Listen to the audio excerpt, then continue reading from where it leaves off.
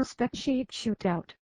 Soon we'll be assembling the combatants for our third naked bike shootout this year. Why number 1? Because Yamaha's new FC10 is forcing our hand.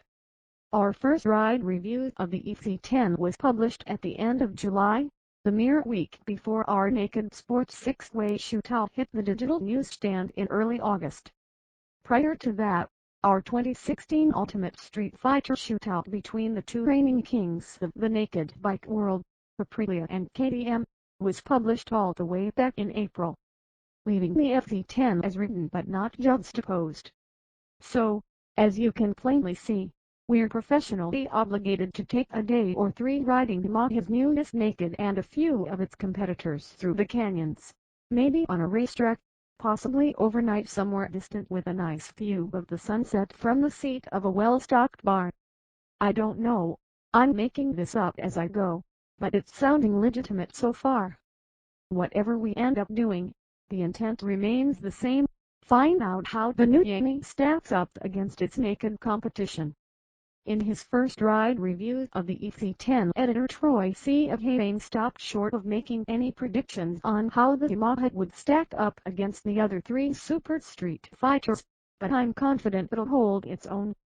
To be clear, he was referring to the BMW S1000R, Aprilia 209 V4 1100, and KTM Super Duke R, 2 of which will not be participating in the shootout, the KTM and BMW.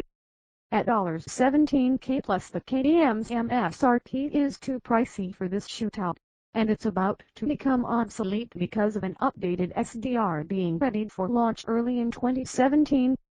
As for the BMW, the stock S1000R without the premium package is nearly impossible to find, pushing its MSRP with the premium package to over $15,000.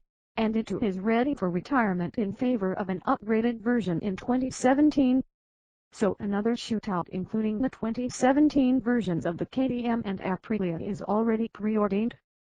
For now that leaves us with the FC10 and EBR 1190SX, both priced at $13,000, the Triumph Speed Triple S at $13,200, the Aprilia 209 1100R are $14,800, and Triumph Speed Triple R at $14,900.